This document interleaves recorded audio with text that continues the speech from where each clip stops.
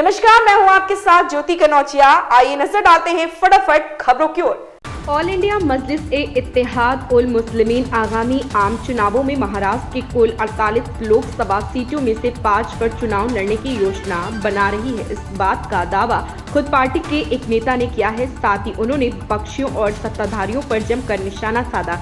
AIMIM के महाराष्ट्र के कार्यकारी अध्यक्ष डॉक्टर अब्दुल गफ्फार कादरी ने रविवार को भिवंडी शहर में पत्रकारों से बात की। इस दौरान उन्होंने कहा कि पार्टी का लक्ष्य उत्तर मुंबई, धुले, नांदेड़, भिवंडी और छत्रपति संभाजीनगर सीटों पर अपने उम्मीदवार उतारने कहा है। फीफा ने रविवार को घोषणा की कि 2026 फुटबॉल विश्व कप का फाइनल न्यूयॉर्क, न्यू जर्सी के मेट लाइफ स्टेडियम में खेला जाएगा।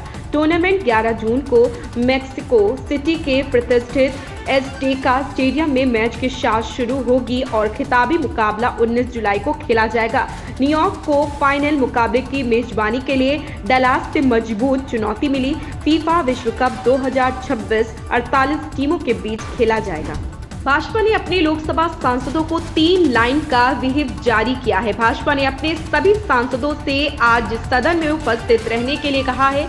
भाजपा के अनुसार प्रधानमंत्री नरेंद्र मोदी आज लोकसभा में राष्ट्रपति के अभिभाषण पर धन्यवाद प्रस्ताव देंगे। बता दें, वर्तमान में संसद में बजट सत्र जारी है। सत्र की शुरुआत राष्ट्रपति द्रौपदी मुर्मू के अभिभाषण से हुई थी। पीएम मोदी आज इसी अभिभाषण के लिए राष्ट्रपति को धन्यवाद ज्ञापित करेंगे। संसद के बजट सत्र की शुरुआत हो चुकी है। राष्ट्रपति द्रौपदी मुर्मू ने बजट सत्र की शुरुआत के मौके पर लोकसभा और राज्यसभा के संयुक्त सत्र को संबोधित किया।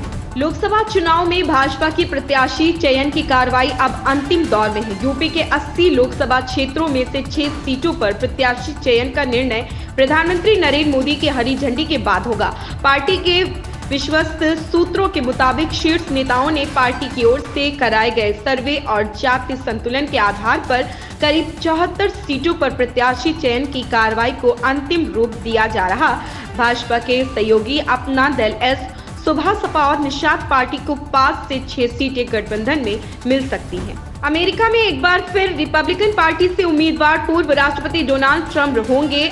आयोवा कॉकस में शानदार जीत के बाद उनकी दावेदारी और पुख्ता हो गई है। ऐसे में अब सवाल उठ रहा है कि अगर ट्रंप 2024 में राष्ट्रपति चुने जाते हैं तो उपराष्ट्रपति कौन होगा। इस बीच पूर्व राष्ट्रपति ने उपराष्ट्रपति पद के लिए सीनेटर टिम स्कॉट और गवर्नर क्रिस्टी नोएम का नाम लेकर अफवाहों को हवा दी है।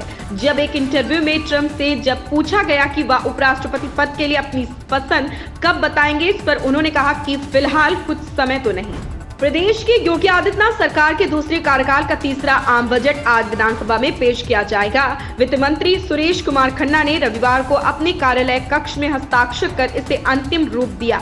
इसका आकार 7.5 लाख करोड़ से ज्यादा रहने की उम्मीद है। बजट में आर्टिफिशियल इंटेलिजेंस और सौर ऊर्जा, धार्मिक, पर्यटन, कृषि उद्योग और MSME पर फोकस रहने की संभावना है। वित्त मंत्री सुरेश खन्ना बजट पेश करेंगे। भारत और इंग्लैंड के बीच विशाखापत्तनम में खेले जा रहे दूसरे टेस्ट मैच के चौथे दिन का खेल जारी है। मुकाबला रोमांचक स्थिति में पहुंच गया। हालांकि चौथे दिन मैदान पर उतरते ही टीम इंडिया को झटका लगा जब शुभमन गिल मैदान पर फील्डिंग के लिए नहीं उतरे।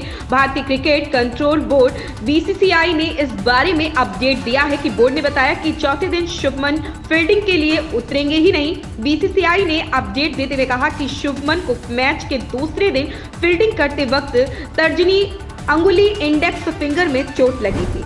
राजधानी दिल्ली में एक बार फिर मौसम बदलने वाला है। जहां एक तरफ मौसम विभाग ने सोमवार के लिए येलो अलर्ट जारी किया हुआ है, साथ ही घने कोहरे का अनुमान जताया है। वहीं दूसरी तरफ सुबह कोहरे की हल्की परत नजर आई, जिसकी वजह से फिर से यात्रियों को परेशानी हुई। रिपोर्ट के मुताबिक दिल्ली में कोहरे की हल्की परत की वजह से कई उड़ानों में देरी हो गई और वहीं उड़ान का परिचालन भी प्रभावित हुआ। आज सुबह 6:35 पर इंदिरा गांधी अंतर्राष्ट्रीय हवाई अड्डे पर कोहरा दिखा। बजट पढ़ते हुए वित्त मंत्री सुरेश खन्ना ने घोषणा करते हुए कहा कि प्रदेश में हवाई कनेक्टिविटी को बढ़ाने के लिए प्रदेश सरकार द्वारा निरंतर प्रयास किए जा रहे। इस उद्देश्य की पूर्ति भारत सरकार की रीजनल कनेक्टिविटी स्कीम तथा राज्य सरकार के उत्तर प्रदेश नागर विमानन प्रोत्साहन नीति के माध्यम से की जा रही गत वित्त वर्ष की तुलना में चालू वित्त वर्ष में वायुयान द्वारा यात्रा करने वाले यात्रियों की संख्या में 19.2% की वृद्धि हुई है। जगत गुरु रामभद्राचार्य महाराज का हाल जानने देर रात बाबा बागेश्वर के धीरेन्द्र शास्त्री पहुंचे। उन्होंने यहां जगत गुरु रामभद्राचार्य के साथ कुछ समय बिताया, उनके स्वास्थ्य की जानकारी ली। वहीं स्वास्थ्य मंत्री धन सिंह रावत पहुंचे। इससे पहले मुख्यमंत्री पुष्कर सिंह धामी समेत कई मंत्री और नेता शनिवार को अस्पताल पहुंचे थे। जगत गुरु का सिनर्जी अस्पताल में 3 दिन से इलाज चल रहा। शुक्रवार की रात तुलसी पीठाधीश्वर जगत गुरु रामभद्राचार्य महाराज को आगरा से एयरलिफ्ट कर देहरादून लाया गया था। उन्हें सांस लेने में तकलीफ की शिकायत हुई थी। इन खबरों में बस इतना ही। बने रहें हमारे साथ।